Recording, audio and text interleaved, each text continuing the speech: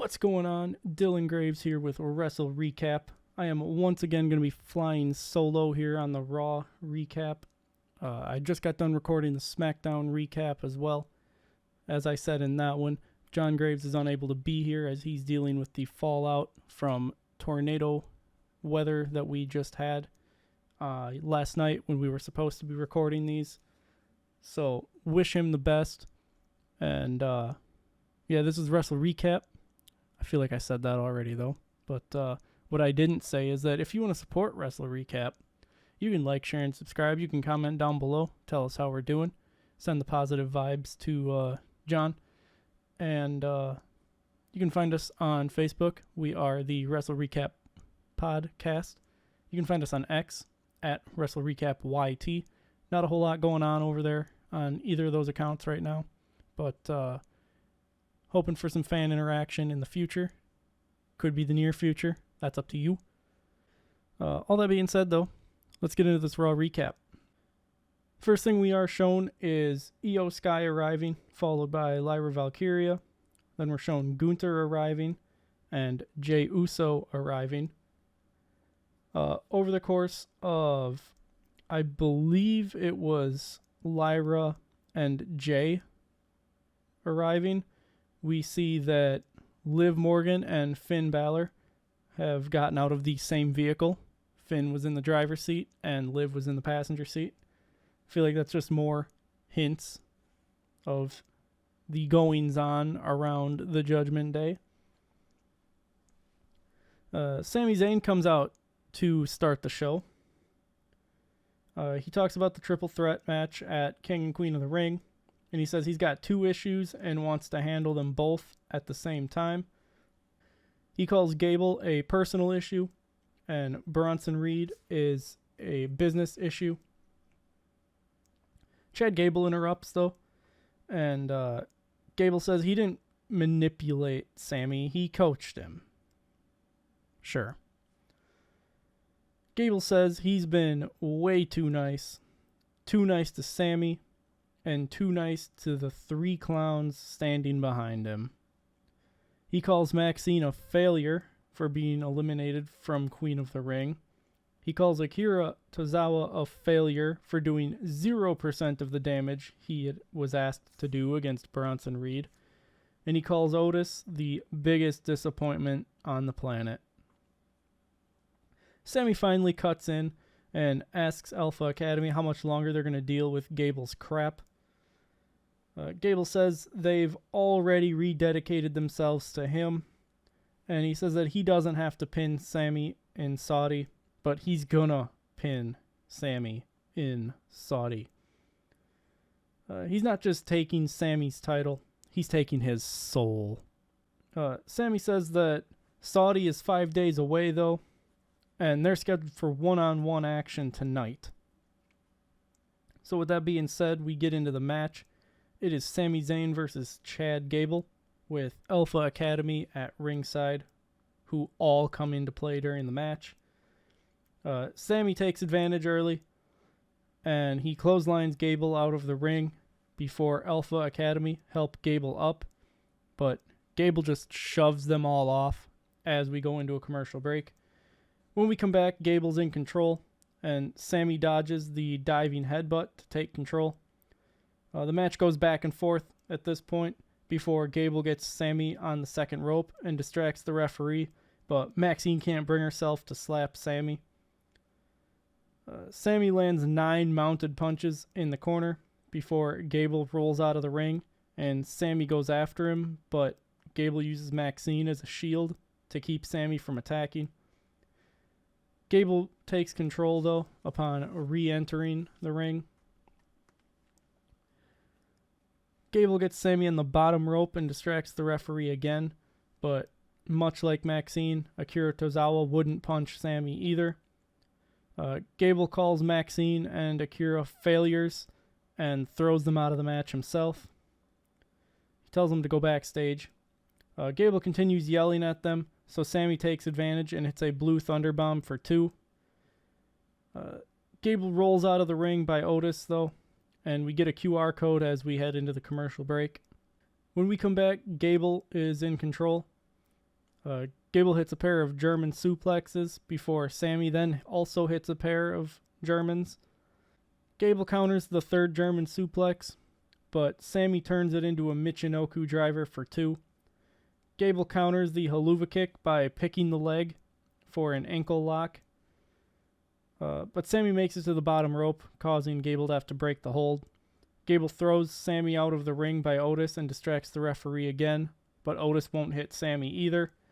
Gable yells at Otis and slaps him before grabbing the IC title and attempting to hit Sammy with it. I was really expecting Otis to snap here. When Gable hit him, I thought Otis was going to hit back. Unfortunately, that didn't happen, but I think it'll be better to have it happen on the PLE.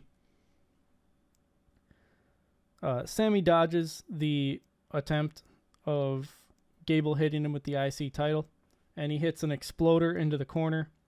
Sammy sets up for the haluva kick, but this time, while the ref is distracted checking on Chad Gable, Otis goes up and clotheslines Sammy in the corner. I guess the ref was getting the IC title out of the ring. My bad, not checking on Gable. Gable takes advantage of Otis attacking Sammy and hits Chaos Theory to win. Gable stands in front of Otis during the post-match, like to block him from the frame, and says that it was all him. And the crowd starts doing the classic Kurt Angle "You Suck" chant, trying to kind of mimic it with Chad Gable's music. Kind of worked, kind of didn't. Pat McAfee and Michael Cole acknowledge the QR code before the commercial break. And then we get a vignette for Io Sky. Following the vignette, we get the announcements of the matches that lie ahead tonight. We have Lyra versus Io, Gunther versus Jay. We have the Awesome Truth defending their titles against the Judgment Day.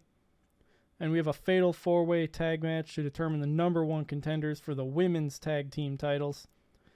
The teams in that match are Shayna Baszler and Zoe Stark, Katana Chance and Caden Carter, Maxine Dupree and Ivy Nile, and Damage Control being represented by Dakota Kai and Kairi Sane. We then see that Braun Breaker is in the building, and the man is wearing his heel ring gear for the Raw debut. Gone is the paint splatter, multicolored NXT 2.0-esque gear. He has the badass heel Braun Breaker gear going on. And when we come back from the commercial, Jackie Redmond is with Alpha Academy. The interview almost immediately is interrupted by a ruckus as Cruz del Toro was attacked by someone. I initially question marked this with Gallus because Gallus attacked multiple people on NXT and are rumored to be coming for the main roster. So I just thought, maybe they're planting the seed already. Later in the show, Carlito kind of owns up to the attack, though. We head down to the ring, though, as it's time for Braun Breaker to just destroy a guy called Kale Dixon, who apparently has been featured on NXT Level Up. So apparently he's just back to fighting enhancement talent. They don't seem like they know what they want to do with him, which is ridiculous. It's an L. It's an L move. I put that Braun's going to crush this guy in less than 15 seconds. Obviously, that did not exactly happen. Braun starts the match by just turning his back to Kale and kind of just complaining to himself in the corner before he just cuts Kale Dixon in half with a spear. Braun throws Kale out of the ring before going out the other side and then running around the ring Braun Strowman style to just cut Kale in half again with another spear.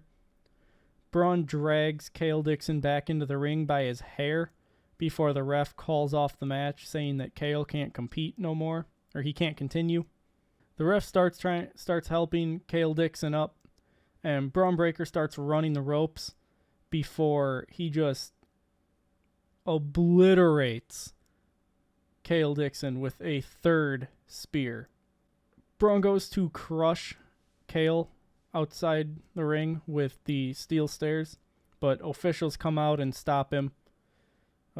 Braun feigns leaving the scene, but instead he just grabs a steel chair, and with Kale Dixon's head kind of in that V part where the ring post goes of the steel stairs, he just smashes the dude's head with the chair between the chair and the steps, and they bring a stretcher down for Kale Dixon as we head into the commercial break. When we come back from the break, we get a recap of Braun Breaker just obliterating Kale Dixon. Kale is being loaded into an ambulance. Kiana James briefly shows up and she wants to help Pierce. Adam Pearce confronts Braun Breaker, and Braun says that Pierce can't control him. Nobody can. We then get a recap of Queen of the Ring for Io and Lyra to this point. We then see Lyra getting ready for her match backstage, and Becky gives her a vote of confidence ahead of the match. We head down to ringside for the match, and Lyra is favoring her right leg from the start. Lyra gets a 2 count off of a roll-up, and then another 2 count off of another roll-up. She also gets a 2 count off of a diving cross body as we head into a commercial break. When we come back from the break, Io Sky is in control, or I guess she takes control. Io gets a 2 count off of some punches. She gets another 2 count off of the springboard double knees in the corner. She gets yet another 2 count off of a backbreaker, and she just starts going for a flurry of pin attempts. Lyra turns it around with a German suplex, though, and gets a 2 off of a Fisherman Buster. Io gets a 2 count off of a Meteora. Lyra gets a 2 count off of an O'Connor roll. Lyra locks in a submission before turning it into a bridging jackknife pin for 2. Io goes for a crossface, but Lyra turns it into a pin for 2. Io sets up for the over the moonsault, but Lyra stops her, and Io hits a springboard moonsault to ringside as we head into the commercial break. When we come back, they trade blows for a bit, and Io gets a 2 count off of a double stomp. Lyra hits a tornado DDT and a Fisherman Buster for 2. Io hits the Meteora in the corner and goes up for the over the moonsault, but Lyra goes up to catch her. Io turns it into a power bomb though, and goes up for the over the moonsault once again, but Lyra gets out of the way. Io lands on her feet though, and Lyra hits her with a Nightwing, but Io tried to turn it into a roll up, so Lyra just sat down and wrapped Io up to get the win. In the post-match, Jackie Redmond interviews Lyra, but before Lyra can say anything, Io grabs the mic and says something in Japanese before shoving the mic at Lyra and leaving. Lyra says that she's one Nightwing away from being Queen of the Ring. We're then taken backstage, and R-Truth is talking to the New Catch Republic.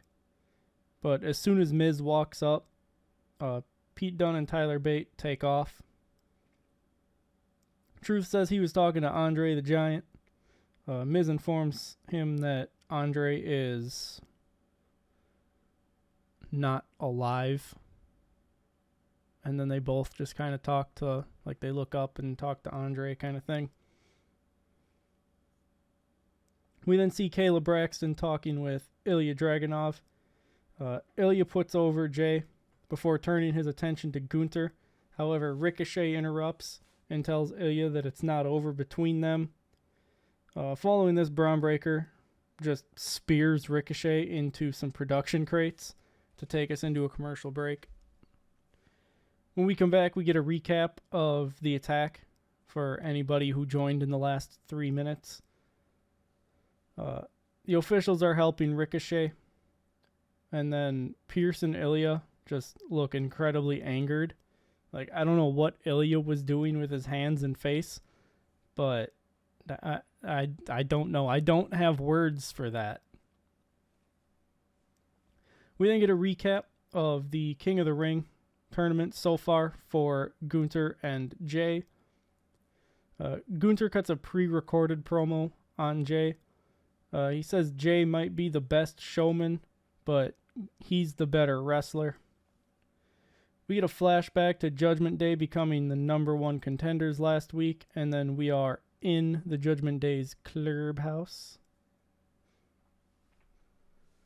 Finn and JD are getting hyped up for their match, and Carlito is playing darts. Priest tells Carlito he heard about the attack on Cruz, and Carlito says that he struck first and now he's laying low until the heat dies down. Priest tells him that they're not the APA, and Dom reminds Priest that Carlito came through for Finn and JD last week. Priest says that that's why he's welcome there this week, but he's got to earn his keep. So, Finn and JD and Priest seemingly head to go down for the match, even though Priest doesn't come out. But Finn tells Priest that he wishes that it was them fighting, not him and JD. Carlito asks Priest... Okay, no, my bad. Priest doesn't walk out with him. Dom walks out with him, who then goes down to the ring. Yeah, that makes sense. Look at me figuring stuff out as I'm doing this on the fly. Carlito asks Priest if he caught the New York Knicks game, and Priest is just incredibly unenthused. Pat McAfee informs us that the Pacers beat the Knicks. I also noted that there's a Demon Balor box or something in the clubhouse. So if we get Demon Balor back, I would be very happy. I've said before, I'm a huge Finn Balor fan. He's the reason that I bought a replica Universal title. I've got his custom side plates in it. I hope to get it signed by him someday.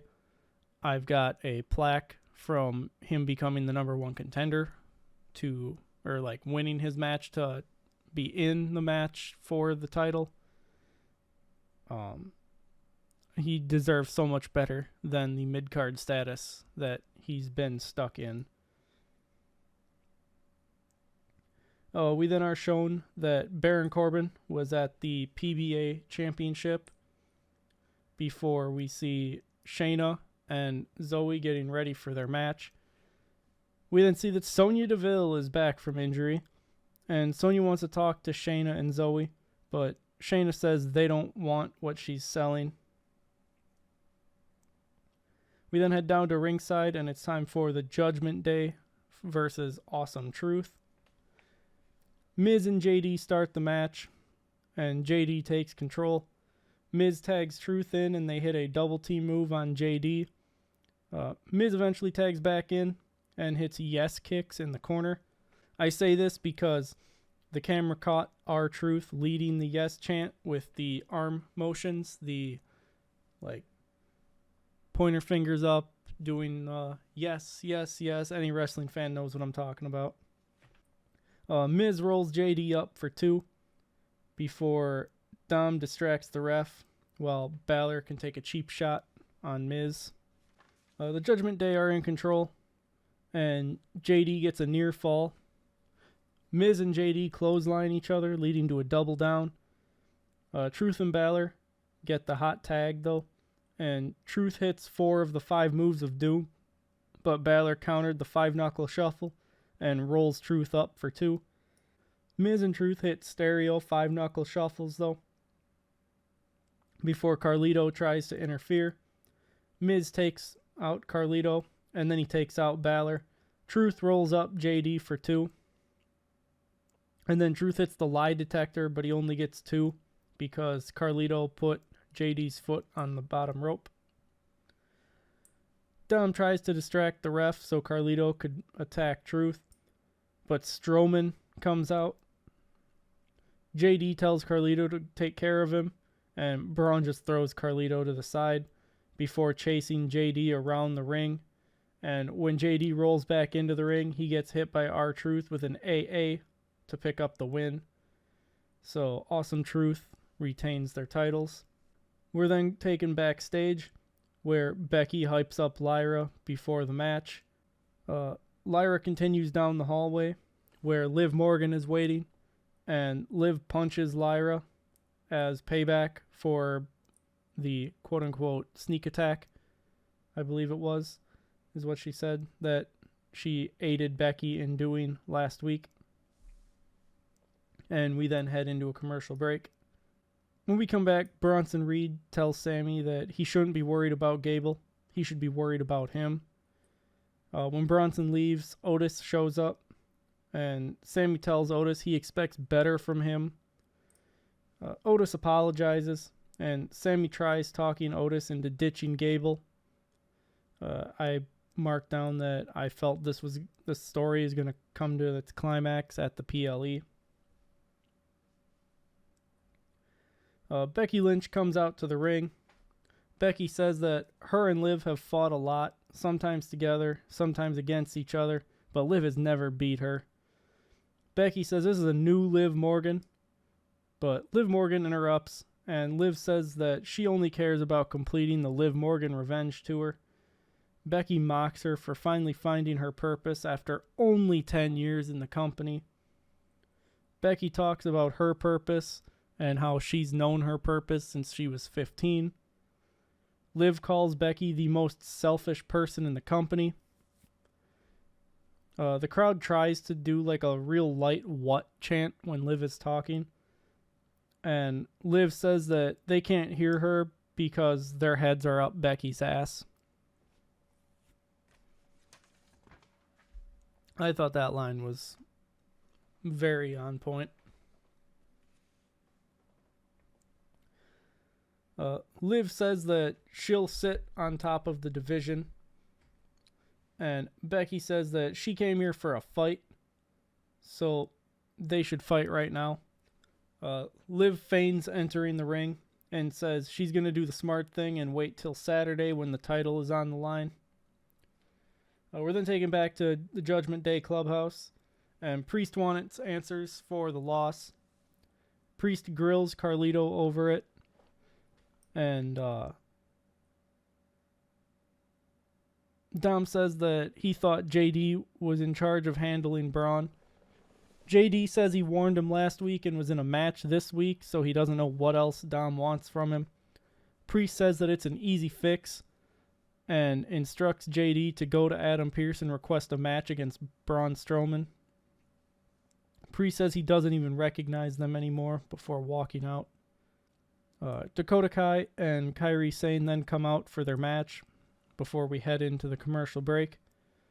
When we come back from commercial, Xavier Woods is getting checked out by medical staff, and he gets cleared. So Kofi then takes off to go talk to Adam Pearce about getting them back in action. After Kofi leaves, Karrion Kross and Scarlett come in through a solid wall. Come on, guys. Do better. Karrion Kross tells Woods that he has his support and that there's always more time to turn things around before they then leave again through a solid wall.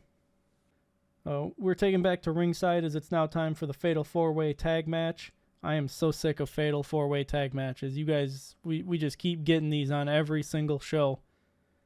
Or at least once a week we're getting one of these, and it's just total anarchy the whole time. There's no structure to it. It's just a spot fest. Occasionally they're nice, but we're seeing this every single week. It's just an excuse to throw people on television. So Damage Control is already in the ring. Shayna and Zoe Stark come out, and I marked down, or I noted that they've been associated with each other for long enough that they should have a Tron for the two of them. And we really need to start coming up with more team names for the women rather than just Kaden Carter and Katana Chance, Shayna Baszler and Zoe Stark. Like these are two teams that have been associated with one another long enough that they could have a team name. They don't have to just be person A and person B. Like Maxine Dupree and Ivy Nile, they just recently started doing this. So like that one more lenient, but we should be coming up with team names for these people. The match breaks down pretty much right away. Kaden Carter and Katana Chance hit a keg stand, is what Michael Cole called it, to take everyone down outside the ring. Kaden Carter rolls Zoe Stark back in the ring and pins her for a 1 count as we head into the commercial break. When we come back, order has been restored for the moment, and it's Dakota Kai and Ivy Nile going back and forth. Maxine gets tagged in and takes it to Kairi Sane. I noted that Maxine is very clunky in the ring. You can tell that she's definitely still green. She's getting better, but I still don't think she's got any business being on the main roster. She should definitely be down in NXT, still honing her abilities, not being thrown to the wolves on the main roster. Kaden Carter tags in off of Kairi Sane. And down the line, Dakota Kai tags in off of either Carter or Chance as they go for the after party and get a 2 count before Shayna and Zoe break up the pin. Towers of Terror form in each corner, leading to Ivy Nile powerbombing Dakota Kai and Kairi Sane, who suplex Shayna Baszler. Following this, Katana Chance and Kaden Carter. I wrote Katana and Chance. Lols. They double team Zoe and hit an avalanche Hurricane Rana and cause Zoe to land on top of Shayna. Maxine has been absent from this, and she comes back and drags Kaden out of the ring and throws her into the barricade before hitting a reverse worm on Dakota Kai back in the ring for 2. Maxine locks in an ankle lock on Kai, but Kairi Sane hits the insane elbow on Maxine to break the hold. Shayna locks in a Karafuda clutch on Kairi Sane as Zoe tags in off of her. Maxine rolls up Zoe for 2, but Shayna and Zoe hit an alley-oop knee strike combo on Maxine to pick up the win. Following the match, we're taken backstage as Kayla Braxton is talking to Ludwig Kaiser. Kaiser says that he hopes Jay takes the loss better than Sheamus, and he calls Sheamus a keyboard warrior and says that he's going to put Sheamus down like Old Yeller. Kaiser leaves and Drew McIntyre walks up. Drew says he doesn't know why he's even here because Pierce doesn't have anything for him, but Pierce wanted him to be here tonight. Since the fans want Drew's going to give the fans what they want, and he wants to talk about the paper champion Damian Priest. Drew says that Priest only got one over on him last week because he let him, and he says he's playing chess while Priest is playing with his guy liner. Drew says Priest needs to focus on him and not everything else. Says that Priest is spreading himself too thin. And at Mania, he defeated a real champion, and soon he's going to beat Priest too. And then we head into a commercial break. When we come back from the commercial break, the Creeds are talking to Gable, seemingly about some idea that Gable had. So, yeah, it's happening. Probably at the PLE, which will cause Otis to help Sammy. In the background, Shayna and Zoe are now talking to Sonya Deville. But Otis comes up and tells Gable that he wants to talk. So Gable calls Otis his number one guy now and asks where he's been.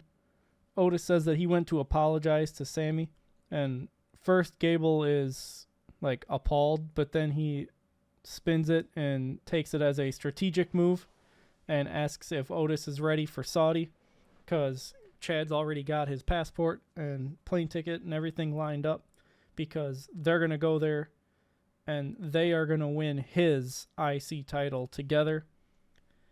And then Gable basically just forces Otis to say back whatever it takes.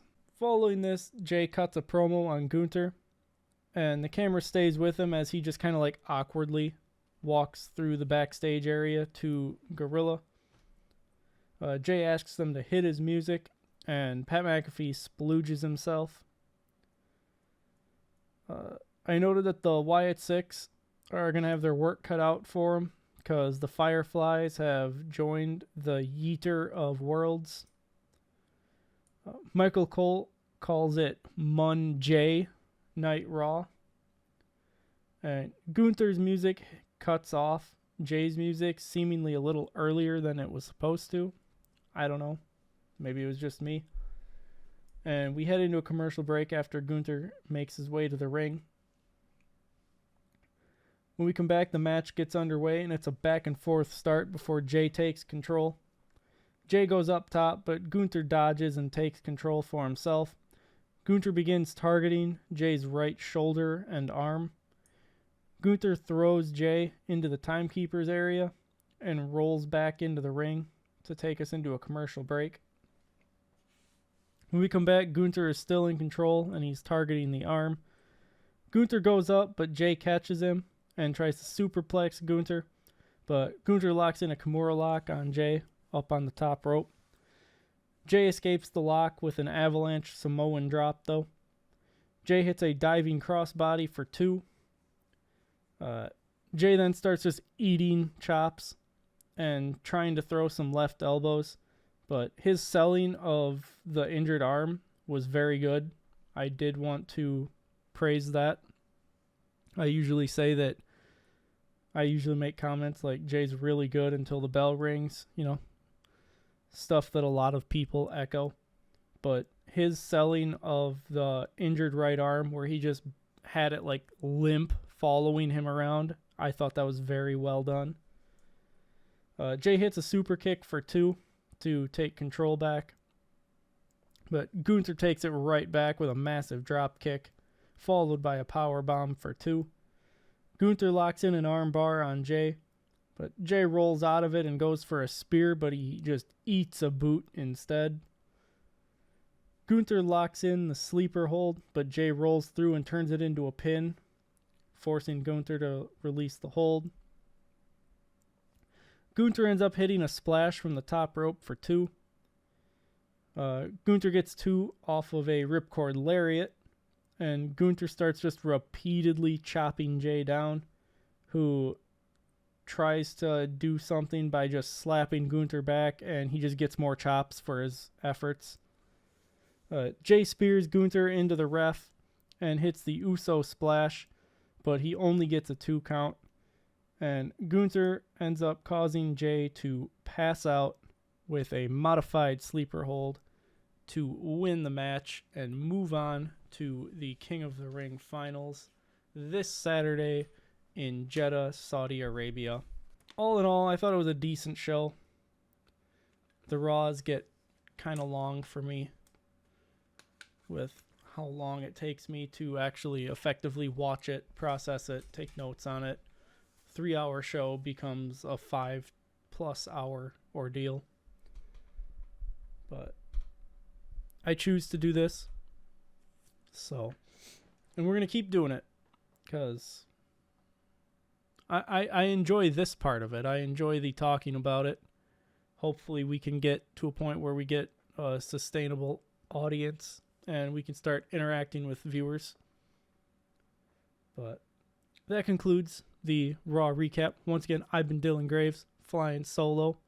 Positive vibes to John Sutton, dealing with the aftermath of a tornado. This has been WrestleRecap.